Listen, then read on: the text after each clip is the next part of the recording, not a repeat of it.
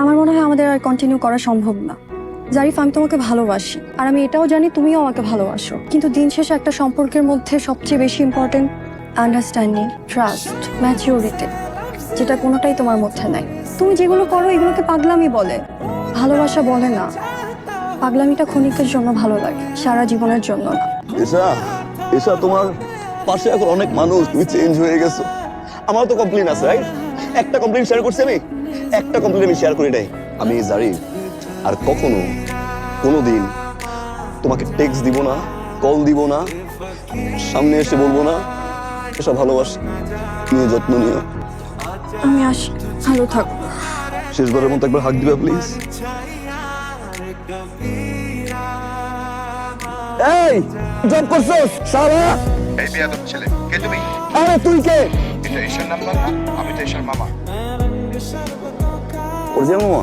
তুমি কে? আসসালামু আলাইকুম মামা, আমি তো এসার হাজবেন্ড। ঈশার আমার বিয়ে হলো কবে? কালকে 8:59 আপনি কই ছিলেন? ঈশার বিয়ে হয়ে গেল, আমার আমাকে জানালো না। কি জানাবে? তা তো আপনাকে গনি না, পাত্তাই দেয় না। আমি বসে জিজ্ঞাসা করছি মামা কই, কর মতো বাদিন না বিয়ে থাকার চেনা থাকা ভালো। রেখার নাম্বার। আসসালামু আলাইকুম ওয়া রাহমাতুল্লাহ। হ্যালো, কে? তুই যে ছোট লোক আমি জানতাম, কিন্তু এতটা ছোট লোকের মতো কাজ করবি সেটা আমি জানতাম না। ও তুই না? কি করছি কি আমি করছি কি? কি করছিস তুই জানোস না? আজ পর্যন্ত কোন দিনের মানে তুই বড় নাই। এখন মুখে তুই আসবে, ছোট লোক আসবে, অনেক কিছু আসবে, কারণ তুমি তো চেঞ্জ হইছো। তুমি চেঞ্জ হইছো, তুমি চিট করছো না? তুই এখন আমার সাথে দেখা করবি। আসতেছি আমি। চিটার বাচ্চা চিটা, আমি আসতেছি। তুই কই? তুই কই? আসতেছি, দাঁড়া। থাকতি থাক। ওর ক্যাপ কই? এই এই আমার 15 লাখ টাকা আমার শুনুন। হ্যালো, হ্যালো, কি রে, কই তুই? তুই কই? এখনো আসলি না? তুই আইবি না? শ্বাস থাকলে আয়। তোর সাহস থাকলে আয়। এই তোর শ্বাস থাকলে আয়। কি তোর দিন? তুই ভিতর দিন, তোর 14 গোষ্ঠী ভিতর, তোর বাপ ভিতর দিন, তোর মা ভিতর দিন। তোর ভয়েস এমন লাগতেছে কেন? আমার ভয়ের জন্মগতভাবে এইরকম। এই এই তুই তুই তুই কে বল? এটা জারিফের ফোন না? আপনি কে? আমি কি ওর বাপ? তুই কে? আসসালামু আলাইকুম আঙ্কেল, আমি ওর গার্লফ্রেন্ড। এই বিয়ের পিছনে তুই সব টাকা খরচ করছিস। আমি মনে করছিলাম যে 15 লাখ টাকা থেকে হয়তো 5 লাখ টাকা পাইতে পারে। বাজারে কি করলি তো?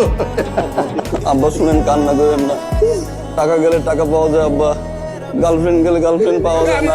আমি গার্লফ্রেন্ড চাই না। আব্বা আমি গার্লফ্রেন্ড চাই আব্বা। আমি জীবনে করে ভালোবাসিনি আব্বা, আমি জীবনের প্রথমবারে ভালোবাসছি। আমি ওরে খুব ভালোবাসি আব্বা।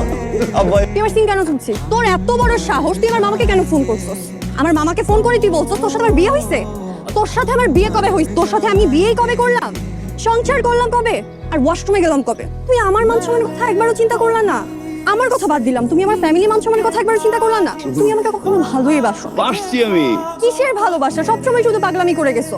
তুমি আমাদের এই রিলেশনশিপের জন্য কি করছো? আব্বুকে কনভিন্স করছি। আব্বুকে কোন কি? তো কি? আম্মুকে কনভিন্স করছি আমি। আম্মুকে কনভিন্স করছি। আমার বাসায় সবাই রাজি। আমি ভুল করছি। ওই দিন আমার আসলে এত পাগলামি করা ঠিক হয় না। আমি কি করবো বলো? বাট আমি যে পাগলামি করছি, তোমাকে ভালোবেসে করছি না। আমি তোমার সাথে থাকতে পারি, তোমাকে ভালোবাসি। আমি কি করবো বলো? আমার তো দোষ নাই। সরি, আমি এই ধরনের পাগলামি করবো না। I promise. এবার যদি মিথ্যা বলছো? মিথ্যা না। আমি নিজে তোমার সিম তুলবো, সিম তুলে সবাইকে ফোন দিয়ে বলবো যে তুমি আমাকে বিয়ে করছো, তুমি আমার সাথে সংসার করছো, আর তুমি ওয়াশরুমে গেছো। মনে থাকতে জানো। আচ্ছা, মনে থাকবে। শুনো না, এখন আর দেরি করার সময় নাই। তারা কিন্তু ফ্যামিলি কনভিন্স করতে হবে, কারণ আমার বাপ হচ্ছে বিটলা। হ্যাঁ, যে কোনো সময় কিন্তু মতামত চেঞ্জ করতে পারে। ওকে। আসসালামু আলাইকুম আঙ্কেল। ওয়ালাইকুম আসসালাম। কেমন আছে মা? আলহামদুলিল্লাহ ভালো আছি। জারিফ বলেছিল আপনার কথা, আসেন। বাবা আছে তোমার? বাবা অফিসে গেছে, আমি মাকে ডেকে নিয়ে আসছি। অবশ্যই। ঠিক আছে, আপনি বসেন, আমি আসছি। মা, মা দেখো। আসসালামু আলাইকুম।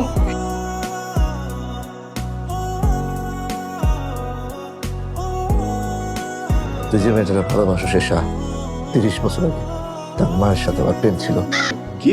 এসার মা আপনার এক্স গার্লফ্রেন্ড? 30 বছর আগে আমি ছিলাম হতদরিদ্র, টাকা নাই, পয়সা নেই। ঐশীর মায়ের বিয়ে হলো এক ব্যাংকারের সাথে। তার প্রচুর টাকা, প্রচুর অর্থ। ঐশীর মায়ের বিয়ে হয়ে গেল, আমি ভবপুরের মতো রাস্তায় রাস্তায় ঘুরতে থাকলাম। মানুষের এত লোভ কেন? সে তো ভালোবাসার টানে আমার কাছে চলে আসতে পারতো, কিন্তু আসে নাই। সে একজন ছলনাময়ী মেয়ে, লোভী।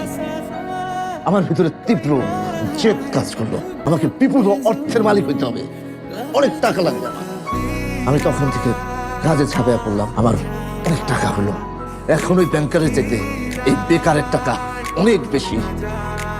যত টাকা লাগে আমি দেবো, তুই ঐশীকে বিয়ে করে এই বাড়িতে নিয়ে আসবি, এই বাড়িতে এসে থাকবি। পারবি না বাবা?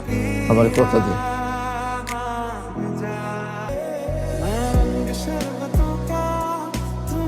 যেদিন চলে যায় সেদিন চিরদিনের জন্য চলে যায়, সে সময় আর ফিরে আসে না।